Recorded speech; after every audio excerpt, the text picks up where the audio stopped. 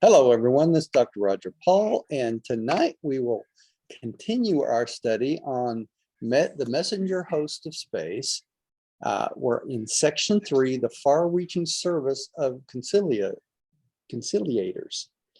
And Deary, do you want to start on the first one? Me? No, Diane. I thought you were going to get me for coming in last, huh? Yeah, I'll call you dear if you want me to. Well.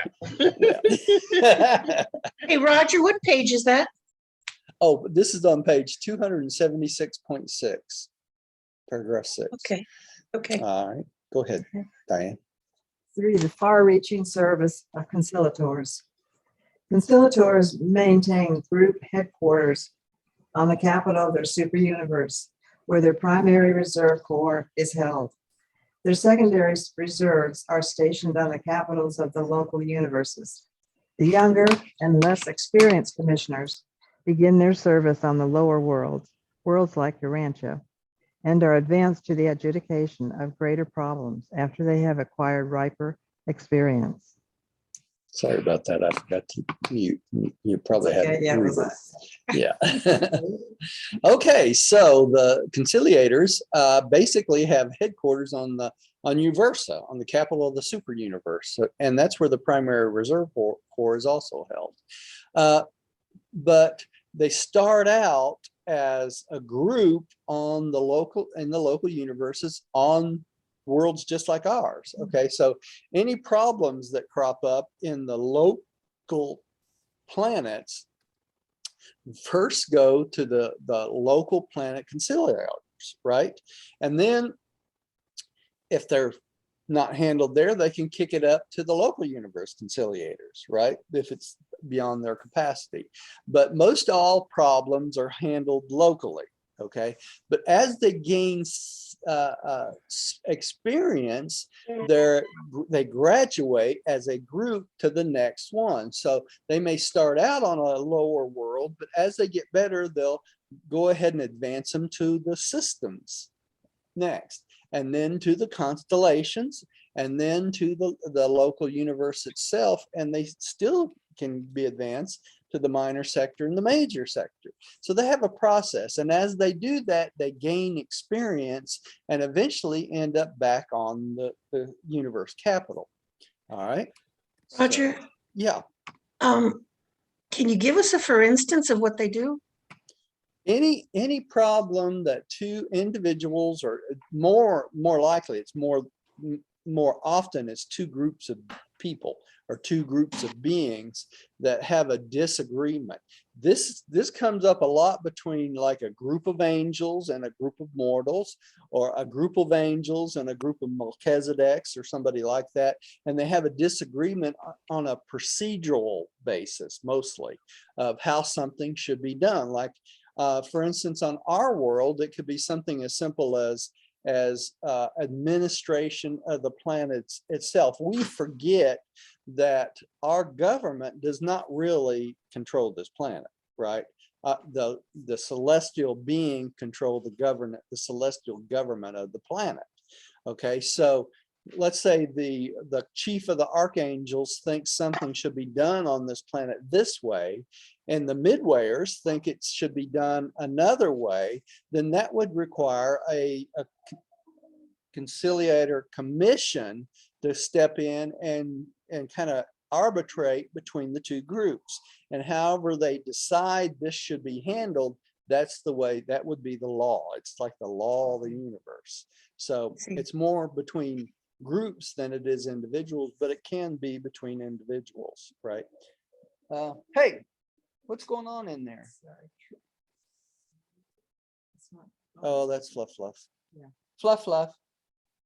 Come on. She's probably cornered back there. Sorry, y'all. Okay, so let's go on to the next one. The Pam, would you take the next one? The Order of Conciliators. The Order of Conciliators is wholly dependable. Not one has ever gone astray, though not infallible in wisdom and judgment. They are of unquestioned reliability and unerring in faithfulness. They take origin on the headquarters of a superuniverse and eventually return thereto, advancing through the following levels of universe service. Go ahead and take that first paragraph too on that one too. Conciliators to the worlds. Whenever the supervising personalities of the individual worlds become greatly perplexed or actually deadlocked concerning the proper procedure under existing circumstances, and if the matter is not of sufficient importance to be brought before the regularly constituted tribunals of the realm, then upon the receipt of a petition of two personalities, one from each contention, a conciliating commission will begin to function forthwith. Okay, so there's a perfect example of when they would be used. All right, that something else we need to mention here is the conciliators are wholly dependable. They never go into rebellion. Okay, so when Lucifer went into rebellion and the system had 37 planets following him into rebellion, the conciliators were not involved in any shape, form, or fashion. They would not rebel under any circumstances. So they're totally faithful in that sense of the word. All right. So this is how they work. You know, it's either two personalities or two groups or a personality from each group calling for a conciliating commission, and then that they'll step in. All right. Jane, would you take the next one, please? Okay. When these administrative and jurisdictional difficulties have been placed in the hands of the conciliators for study and adjudication, they are supreme in authority, but they will not formulate a decision until all the evidence has been heard, and there is absolutely no limit to their authority to call witnesses from anywhere and everywhere. And while their decisions may not be appealed, sometimes matters so develop that the commission closes its record at a given point, concludes its opinions, and transfers the whole question to the higher tribunals of the realm. There we go. So they can call witnesses from anywhere. Okay, if they've had the same kind of problem in another planet or another universe, they can call a witness from another planet or another universe and tell what happened there, right, and how they handled this. But if they decide at any time it's outside their jurisdiction or outside what they should decide, they can kick it up to a higher tribunal. Now, this can be a tribunal of the next level. It can be a tribunal of the Ancients of Days, right? So they can kick it up to a higher court because they don't feel like it's within their purview to make a decision. Now, what would be a good example of this? Anything relating to the soul or the survival of any individual. So let me give you a perfect example of this. So when Van and Abaddon made their statement that that Caligastia was going outside his authority, okay, they probably called for a conciliating commission, okay. Soon as they did, when they heard the records, and of course the conciliating commission would immediately kick it up to what? The Constellation Fathers, okay, and that's exactly what happened. And the Constellation Fathers gave an opinion. Well, the opinion was not satisfactory to Van, so he asked for a higher opinion. And when they did, that's the decision that got lodged in the relay, okay. So he didn't know the answer to it for 7 years. All right, but that's a perfect example, because if Caligastia goes into rebellion, what happens? It immediately kicks it up to who? The purview of the Ancients of Days, because we're talking about souls that would be permanently affected by the decision. Makes sense? So as soon as something affects one individual, it only has to be one person and one soul, it automatically gets kicked up to the Ancients of Days if it's a question about permanent survival of that individual, right? Now, they can render a decision to someone that's not about that person's soul, and that person can disagree with the finding altogether, can't they? Okay, they don't have to agree with it, but pretty much, unless it's a question about the salvation or the lasting soul, then what they decide is law. Okay, so whether you like it or not, their decision is final. Ancients of days don't come along behind them and say, nah, this is not right. They just don't do that, because these beings are experienced enough to know from other cases of law in the universe what the proper decision should be. All right. Okay. Let's see here. Let's go on to the next one, the commissioners. Rodney, I think you're next. Thank you. The commissioner's decisions are placed on the planetary records and, if necessary, are put into effect by the divine executioner. His power is very great, and the range of his activities on an inhabited world is very wide. Divine executioners are masterful manipulators of that which is in the interest of that which ought to be. Their work is sometimes carried out for the apparent welfare of the realm, and sometimes their acts on the worlds of time and space are difficult of explanation. Though executing decrees in defiance of neither natural law nor the ordained usages of the realm, they do oftentimes effect their strange doings and enforce the mandates of the conciliators in accordance with the higher laws of the system administration. Okay, so remember, the divine executioners are what? Semi-material beings, right? So they can actually manipulate what? Matter. Okay, so they can do things that the other three cannot do, and that's why they call it the divine executioner. They can carry out any order of the commission. He can carry it out on his own, right? And that's why they say sometimes their acts on the worlds of time and space are difficult of explanation, because he can manipulate matter. He can do things. He won't go against natural law. So he's not going to go against, let's say, gravity and have something float across the sky or something like that. But he could make decisions to change things physical immediately that would normally not happen, right? So, and there's many ways to do that. Let me give you a good example of that. I was going to ask for one.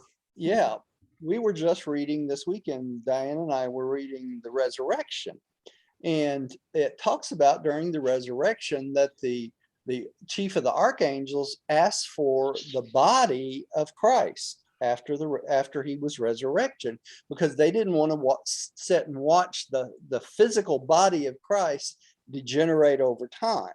Right? It was too much torture for them after them seeing him executed the way he was. So what they did was they used a technique of accelerated time to disintegrate the human body of Jesus immediately. Okay, so that would be a good example of the types of things that a divine executioner would be capable of doing. A divine executioner maybe have that same capability of using accelerated time to make something vanish or disappear or disintegrate immediately, right? Because he has that physical aspect of himself, and his power is almost unlimited. Okay, but that would be a good example of the type of thing he could do if he was requested to do so. Yeah, Jane. And while you say that, like, what I'm thinking is, end time is not a reality anyway. No. So to accelerate time or to delay time, yeah, it's not even miraculous for them. No, really another miracle, a good example of that, that the midwayers were involved with, and that was turning the water into wine. You remember that? The first miracle that happened to Jesus in the garden, at the party? Mhm. Yes. That Cana. was basically what they did there, is they accelerated time to make the grape juice into Like Ferment. ferment. Yeah. Fermentation. Immediate fermentation, and that involved the midwayers. But that just shows you another example how things are not exactly as we conceive them to be, in our mind. Reality is something totally different, really. The only real reality is what? Spiritual reality. Everything else is the shadow of the spiritual, right? So Can I ask really a question? Yeah, go ahead, Gary. Shouldn't these guys be called not executioners, but expediters? You could call them that, Gary, but the reason they call them executioners is because they execute the will of the four, right? So whatever the will of the four of the decision is, he is the being that executes that decision to make it happen. So that's why they call them divine executioners. I 'Cause just we think think of executioners, somebody that It's chops just off your we head. give it a I think an negative. executioner should be called Greedo. Yeah. Yeah. Right. Hmm. All right.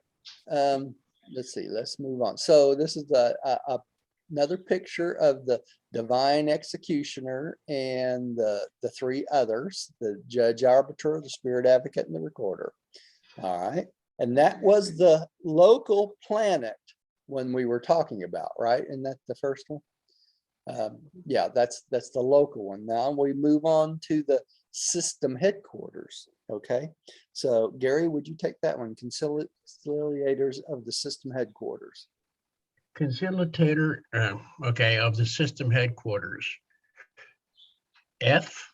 No, that's Oh, supposed to I be see it, from. okay. It got separated. Never mind. I Yeah. see it now. I just kind of Yeah, typo. from service on the evolutionary worlds, these commissions of four are advanced to duty on a system headquarters.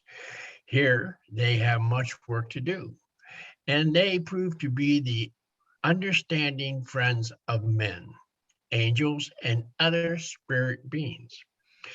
The referee trios are not so much concerned with personal differences as with group contentions and with the misunderstandings arising between different orders of creatures.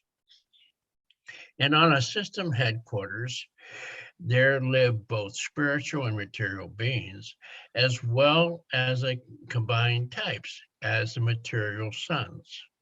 Okay, so remember, on the system headquarters, we have the material sons and daughters there, right?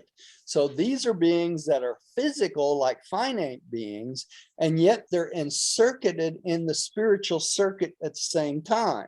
So they're kind of a mixture of both.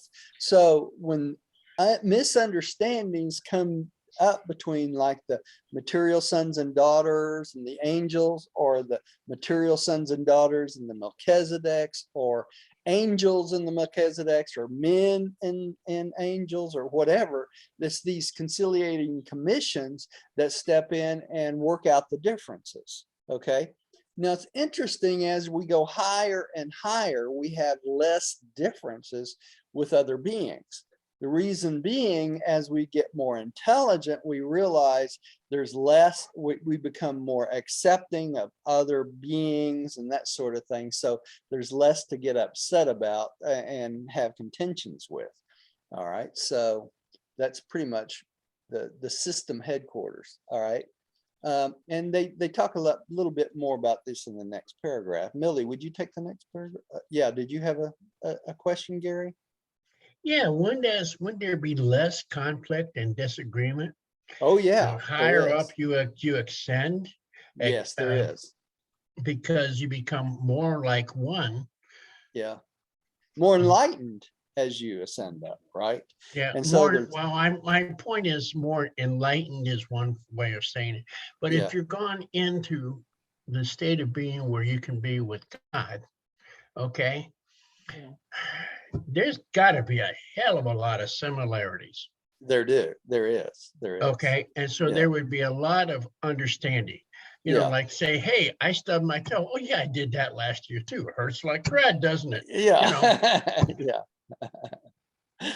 Okay. Millie, would you take the next one? Yes, thank you.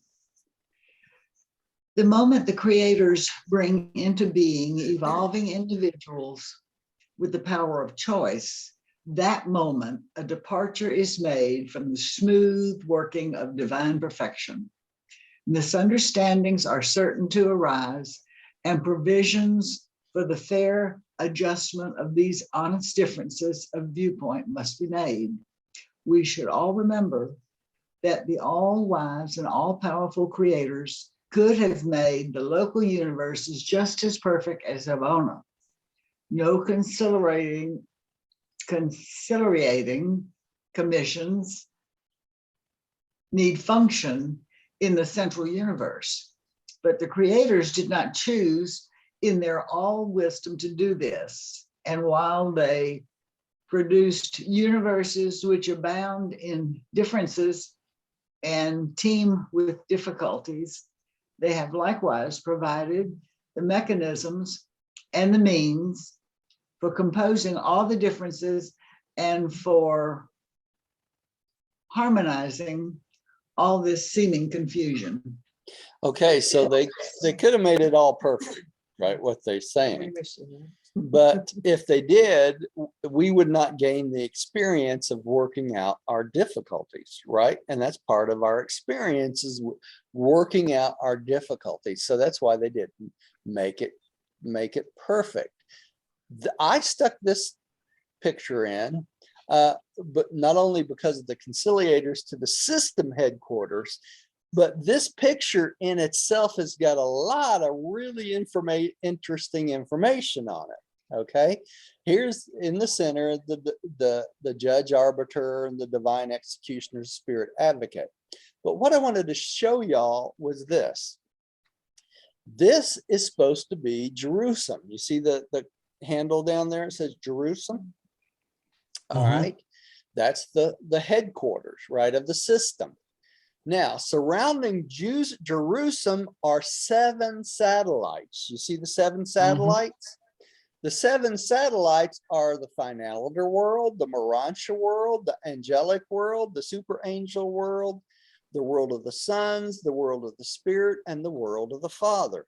See all 7 of those. Now, the mansion worlds we go to when we wake up on starts with mansion world number 1, and that's way up here at the top. You see it at the very top? Now, when we get to mansion world number 1, we get clearance to go to world number 1, the finaliter world. Okay, so that's the only world we can go to start out with. All right, when we advance to mansion world number 2, we get clearance to go to the Urantia world number 2. You see number 2, the Urantia world, and the 7 satellites that surround the Urantia world, just like the 7 satellites of the 7 mansion worlds. You see that? All right. When we go to mansion world number 3, we get this clearance to go to number 3, the angelic world. Okay. When we go to number 4, we get the clearance. Oh, I've been walked on by a cat. We get clearance to go to number 4, and so on and so on. So as we go higher and higher in the mansion worlds, we eventually get clearance to go all the way around all these satellites, okay, as we progress higher. Now remember, some of us are going to be slow, and we might spend 1,000,000 years on that first mansion world. So we're not going to be going very many places, are we, on that first mansion world, you know, if you're slow. But if you advance like you should, in a pretty short period of time, you will have clearance to go to all of these worlds. And when you go through all 7 of the mansion worlds, then you become a citizen of Jerusem itself. You see that? Mhm. Interesting point is this. Number 7, when you get to the 7th mansion world, you get clearance to go to the Father's world. And guess what's on one of the Father's worlds, one of the satellites? The prison world. The what? The prison world, You mean like where Guido stays? where Guido stays. That's where Lucifer and Satan will be until their adjudication. Okay. Once you get to the point where you've gone to the 7th mansion world, you get clearance to go to the Father's world, and you can actually go and see Lucifer and Satan and eventually Caligastia and Delegastia in chains on that mansion world, What about if you don't want to? on the world. You don't have to. You don't have to. Yeah. But I thought that was an interesting side trip for y'all to I understand. have one that. question. Yeah, So you Pam. said that when you finished number 1, the number 1 mansion world, and you Right. go to number 2, you can go to the next number 2, but don't you go back for 3, 4, 5, and 6, and 7 of the number 1? Well, no, not on number 1, because that is the other mansion worlds. That's the exception to the rule, right? You just can't jump from mansion world to mansion world. But when you get clearance for the larger satellites, you also get clearance for the satellites that go around it. Okay. So as you get clearance for mansion world number 2, you can go to number 2. When you get number 3, you can go to number 3 and all the satellites for 3. Oh, I see. And so Okay. you would go 1, 2, 3, 4, 5, 6, 7, and you would be going. Yeah, when you hit 7, then you'd go to Jerusem. Now, interesting other point is this. During your progression from mansion world number 1, you also are invited to go on trips to the capital of Jerusem. Okay, so you see Jerusem before you become a citizen. All right, so, and that would be decided by those who are training you, you know, if you're ready to go see Jerusem. Mhm. So Okay, am I correct then? You get to number 1, okay? right. And you're allowed to go to the number 1, 7 worlds, okay? Right. Well, no, not on number And then 1. the next thing you do, I mean, you have to do what's required on world number 1. And before you get to world number 2, you have to go through all the 7 satellites of world 1. No, And then that's you what get to 2. no, that's and what I'm 2 saying. Permits you to go to, Gary. huh? Gary, number 1 is the exception. You just don't get to go to the other mansion worlds until you're ready. Okay. And it's only on world number 1. But when you get advanced from world number 1 to mansion world number 2, then you get to go to world number 2 and all of its satellites. But you don't get to go back and go to mansion world number 3 yet, because you're not qualified to go to number 3. So what Okay. happens after 2? After 2, you go back. After you get done with mansion world number 2, you go to number 3. When you get to number 3, you get clearance to go to the angelic world and all its satellites. Okay. So as you progress around the mansion worlds, you get clearance to see the larger satellites and their the larger planets and their satellites also. So you dwell on 1, 2, 3, 4, 5, 6, and 7 Right. up here. Yeah. But you get to take vacations and field trips and educational things to the other worlds. To the other worlds, including Jerusem after mansion world number 1. But you don't necessarily live there and develop. Right. It's not a developmental world. It's a like No. gone to Myrtle Beach. That's right. It's like a tease, right? Hmm? It's like a tease, Gary. They tease you with taking you to the Urantia world, which is number 2, you know, when you qualify, to show you the possibilities of what you're coming on to next. See, so it's like a tease to go on to the next one and the next one. And Okay, the next then I code this, I go through 1, 2, 3, 4, 5, 6, 7. Then I have been teased by 7 different worlds. And Yeah. I go on to Jerusalem, right? Right. And when you What do get I to do there? Jerusem, when you advance to Jerusem, you become a Jerusem citizen. Then what I do about these other worlds, guys, seems like I should be learning something, Well, you'll be learning on each one of them as you visit them. Right. but I won't stay there. You won't stay there. No, you just visit those. Right. You might have classes on it. You might meet other beings on it. There's a lot of different things. Because when you're on the angelic world, who do you think you're going to meet? Angelics. Yeah. Yeah. Roger, Yeah, Rodney. what type of mass transit is there? Well, we assume everything is still by seraphic transport. All right. Now, I say that, but there is a caveat to that too.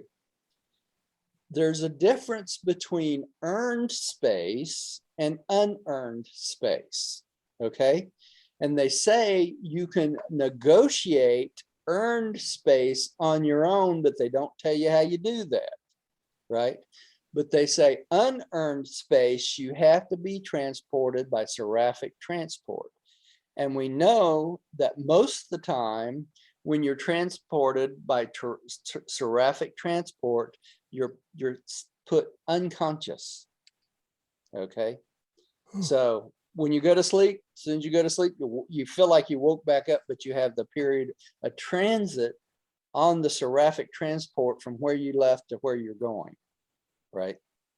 And it must be pretty short because these worlds are in close proximity to each other, right? They surround the planets. It would be like us going to the moon, right? Let's say we had 7 moons around the world, around Urantia, right? It would be just like having the 7 mansion worlds around the Father's world, world number 1, right? So we would take trips to there. Now, an interesting question is this. They don't tell us everything, do they? Right? So who knows? Maybe they take, maybe they have celestial transports that transport Urantia beings that are not actually seraphim on earned space, because you can negotiate earned space on your own. Now, another interesting thing is this. They state any place that you've been and you've earned the right to be there, you can go back to. What's the exception to that rule? We can't go back to Urantia until 1,000 years have passed. You can't go back to your original planet. Okay. But after 1,000 years, you can go back to your original planet. So how do we get back to the original planet? Do we take a seraphic transport? Or is there some sort of some sort of Urantia transport that takes student visitors to these planets? Like what? Deja UFOs? vu. UFOs? I don't know. No one can say for sure. But we know the major way to transport Urantia or physical beings. If it's a physical being, what has to happen? Has to be dematerialized completely. So that would be a real problem, getting dematerialized and rematerialized every time you wanted to go somewhere once you got there, wouldn't it? So in the Urantia form, apparently they can transport us without dematerializing us, right? Make sense? So we gotta wait. All right. So, and the same way with earned space. When they talk about earned space, are we able to fly back to these planets? Are we able to fly from one mansion world to the next? You got me. It sounds like you have to take a seraphic transport, but I'm just giving you my interpretation of what I've read, So, and we know that the seraphic transports have to put you to sleep to transport you. But if you're in the Urantia form, is that true too?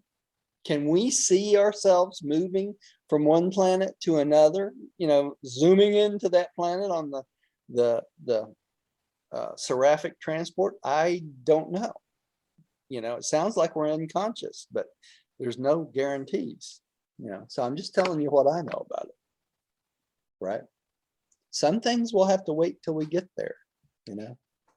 We might get on the back of that, you know, then encapsulate us in that transport, and we get the ride of our life flying into the planet, right? Into the next planet. We don't know. You know, could be like a big carnival ride, as they say, right? We'll see. A lot of things we're gonna be privy to when we get there. We don't know yet, right? All right. Millie, did you just read? I think you just read, didn't you? Did she just read? I think, yes, you did. Yes. Yeah, you did. Okay. Diane, did you read the next one, please? Read the Constellation Conciliators. From service in the systems, the conciliators are promoted to the adjudication of the problems of a constellation, taking up the minor difficulties arising between its 100 systems of inhabited worlds. Not many problems developing on the constellation headquarters fall under their jurisdiction, but they are kept busy going from system to system, gathering evidence and preparing preliminary statements. If the contention is honest, if the difficulties arise out of sincere differences of opinion and honest diversity of viewpoints, no matter how few persons may be involved, no matter how apparently trivial the misunderstanding, a conciliating commission can always be had to pass upon the merits of the controversy. So even minor difficulties, they can assign these commissions to straighten things out, right? So there's definitely a definite way to do things and a definite way to react. But as you go up from the system to the constellation, there's less of these understandings even there, right? So this is a picture of the conciliators of the constellation, and it says Urantia up here, and we know that Urantia is the capital of the constellation, right? Urantia being the name they took for what? The Garden of Eden, right? All right, Eden. All right, in honor of the constellation. Okay, then we have the local universe. Pam, would you take that one? Number 4, conciliators to the local universes. In this larger work of a universe, the commissioners are of great assistance to both Melchizedeks and the magisterial sons, and to the constellation rulers and the hosts of personalities concerned with the coordination and administration of the 100 constellations. The different orders of seraphim and other residents of the headquarters spheres of a local universe also avail themselves of the help and decisions of the referee trios. Okay, so we know there's 100 constellations in a local universe, right?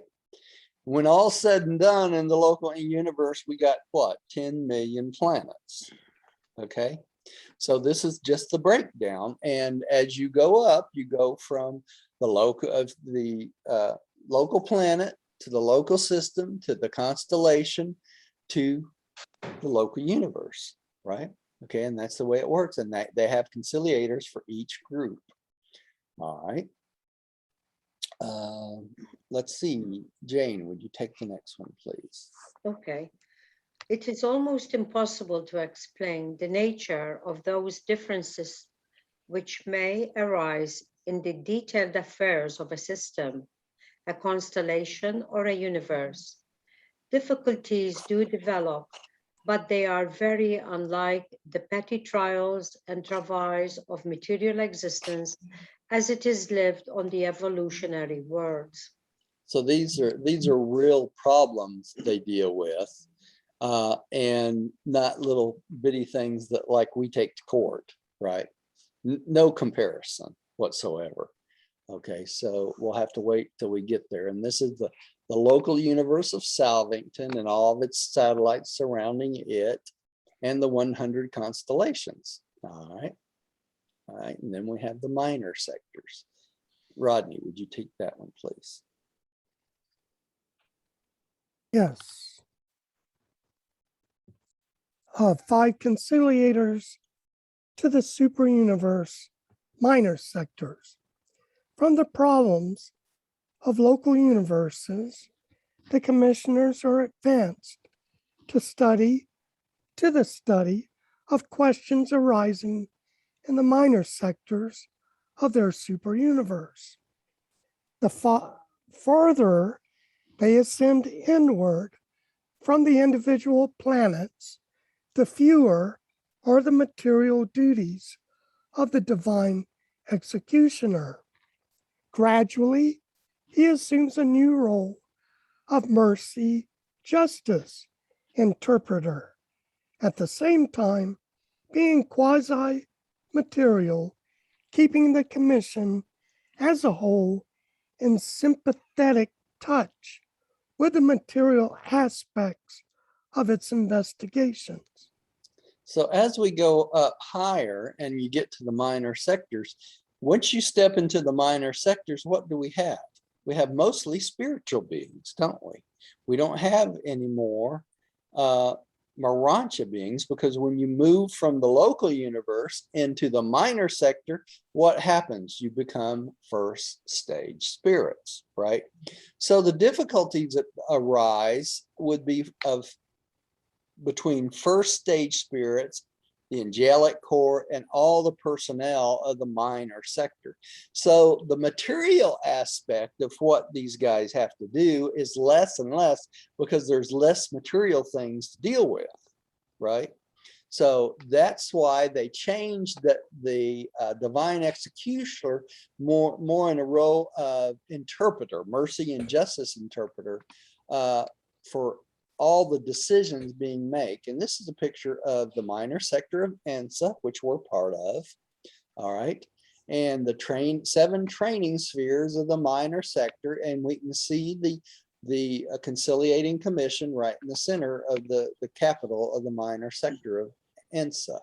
And outside that is the major sector. And we're going to talk about it next, right? Roger, Yeah. these conciliators, they only deal with problems between personalities. They don't deal with material problems, correct? No, they don't. This Yeah. all these conciliators have to do with personalities, either material, Urantia, or spiritual, right? Figured. They don't deal with any of the physical problems of a planet or universe and that sort of thing. That's a different department, right? All right. Okay. There's probably host of beings that do that also, right? All right. Okay. Conciliators to the super universe major sectors. Cookie, it's okay. Come here, Cookie. Cookie. Rodney, do you want to take this, or did you just read? I just read. Oh, I'm sorry. Gary, would you take this one, please? Okay, the character of the work of the commissioners continues to change as they advance. There is less and less of misunderstanding to adjudicate, and more of mysterious phenomena to explain and interpret. Ta-da! From stage to stage, they are evolving from arbitrators of differences to explainers of mysteries. Judges evolving into interpretive teachers, arbitrators of those who thought ignorance permits difficulties and misunderstandings to arise. They once were, but they are now becoming instructors of those who are sufficiently intelligent and tolerant to avoid clashes of mind and wars of opinions. The higher a creature's education, the more respect he has for the knowledge, experience, and opinions of others. And we were talking about this earlier, weren't we? Okay, the Hmm. higher you go, the less problems you have, because you become more accepting of other beings, right? And this is this is when the whole group becomes more interpreters and teachers than anything else, right? And it's interesting, they say here is that they're more interpreters of mysterious phenomena. Isn't that strange? So I'm sure there's a lot of physical phenomena that we encounter as we go through these the minor and the major sectors that somebody needs to explain to us, you know, because it doesn't make sense. Pam. Do we still have our ego, or is that left behind? That is not completely ever left behind completely, but it is more and more and more as you advance, because we become less egocentric and more you know, accepting of everybody and everything, because we become more intelligent. We realize that's not the way to do things. Right, exactly. Kind of like we do when we get older, right? Notice how most elderly people, as you get older, you know, you become more accepting of all these young whippersnappers that know everything, right? That's why grandparents are popular. That's right, you know. That's why we don't have any teenagers teaching this book too, right? Oh, okay. I don't know. My grandson did make a statement, Yeah. which my daughter kind of objected to, and I had to say, I'm sorry, but he's correct. There you go. There And you it was a spiritual statement. out of the mouth of babes, right? Well, babe, he's not. He's 21. Yeah. But you know what I mean? Yes. Yeah, I know exactly what you mean. Yeah. All right. Let's see if we can get up here one more. All right. Conciliators to the super universe. Millie, would you take this one, please?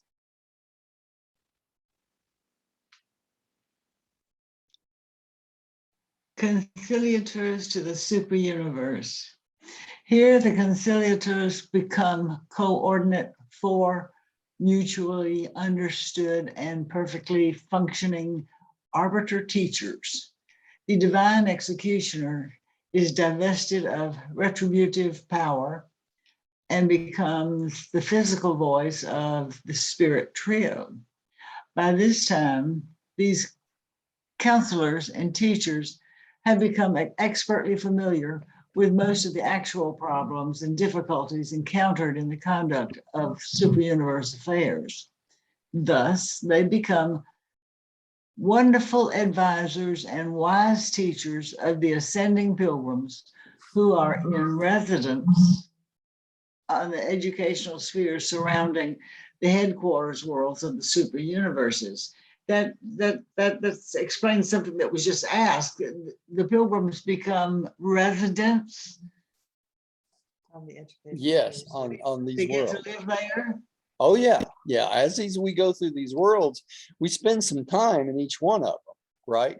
So we become residents of each one of these as we go upwards. Like for instance, when we leave the local system and first we become Jerusem citizens, right? Then as we go up to the constellation, we become what?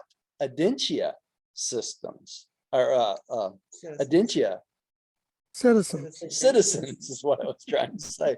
Then we become citizens of the local universe. So you would become a Salvington citizen, right? And then when you move away from Salvington, become a first stage spirit, you would become a citizen of Insa, the minor sector, right? And this goes on and on and on. So with each jump and you go from planet to planet, you become a citizen of that planet for that short period of time or long period of time, however long it takes you to get off that planet. Yeah, Gary. These counselors and all the various worlds, are they matriculating too? Yes. Yes, they're going Could we higher be and higher.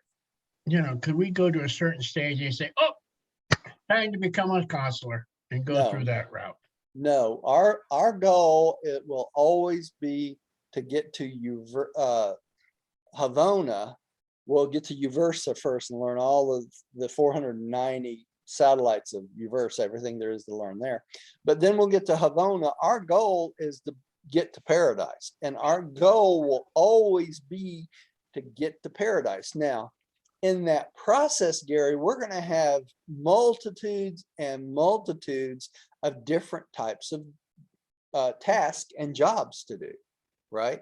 So you might be on the local, let's say you're on the local universe, the same planet that Michael is on, right?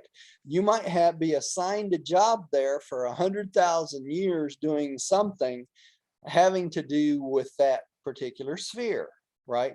But when it's time for you to go on as a first stage spirit, Michael gives you your walking papers, and then you jump into the minor sector, and they will give you certain tasks to do.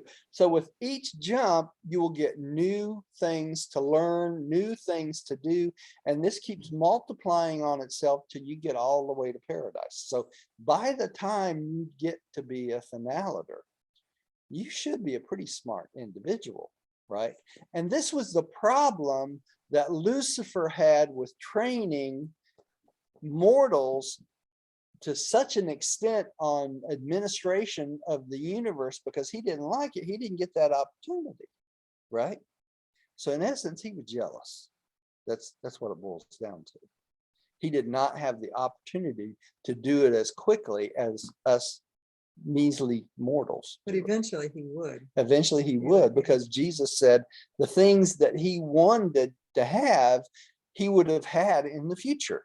Of course, if he was a Lananandek's son, he had to be pretty darn smart. He would have gone through this stuff much quicker than we would have. But he couldn't be released from his position for this period of time where he's in charge of the whole system, right? And he got antsy and wanted to leave and couldn't. See, the advantage we have is we are always looking forward to paradise, right? Not all sons of God can look forward to paradise that quickly. They can look forward to paradise, but they may have to serve in the outer universes for long, long periods of time, right? So it's all in the way you think of things, right? Patience. Patience, that's right. Did we just do number 7? Yeah. Okay. All right, so this is the picture of the 7th super universe and the group again on Uversa. Now these are beings that have earned their way up there, right? So they get all the way to the top of the super universe, okay? But wait, they're not done. All right. Let's go on to the next one. I think you're up again, dear. Diane? All conciliators serve under the general supervision of the Ancients of Days and under the immediate direction of the image aids until such time as they are advanced to paradise. During the paradise sojourn, they return to the Master Spirit who presides over the superuniverse of their origin. Okay, so after they get done serving the Ancients of Days, work on Uversa for a long period of time, they're eventually advanced to paradise, okay? And they serve under the Master Spirit who really created them, all right? And they become basically more and more like the personality of the Master Spirit that created them. All right, let's go to the next one. Pam, would you take the next one? The Superuniverse registries do not enumerate those conciliators who have passed beyond their jurisdiction, and such commissions are widely scattered through the grand universe. The last report of registry on Uversa gives the number operating in Avanton as almost 18 trillion commissions, over 70 trillion individuals. But these are only a very small fraction of the multitude of conciliators that have been created in Orvanton. That number is an altogether higher magnitude and is the equivalent of the total number of Havona servitals. with allowances for the transmutation into graduate guides. So this tells us that every type of being has what? A pathway to advance, right? So they go on and on and on.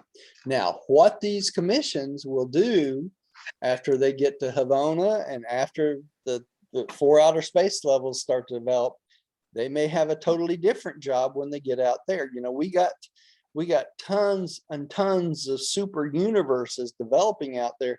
That's all going to need personnel, right? So who knows? Maybe it's the conciliators that will take the place out in the outer space levels of what? The ancients of days or something, right? We don't know these things.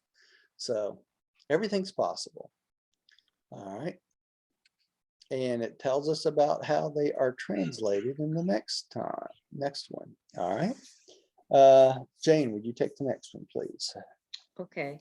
From time to Oh, time, I went over it, 701. Well, do y'all want to do these 2 more paragraphs? Yeah. and Yeah. Technical things? Okay, we'll keep going then.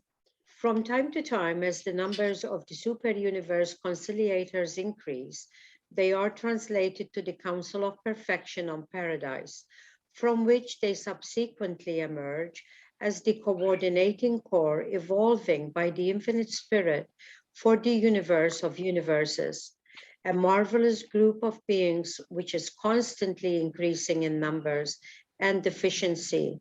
By experiential ascent and paradise training, they have acquired a unique grasp of the emerging reality of the Supreme Being, and they roam the universe of universes on special assignment. So they become specialists on the experience of the Supreme Being. Okay, let's do this last paragraph and we'll close for tonight. Rodney, would you take care of that? Yes. The members of a conciliating commission are never separated. A group of 4 forever serve together, just as they were originally associated. Even in their glorified service, they continue to function as quartets of accumulated cosmic experience and perfected experiential wisdom.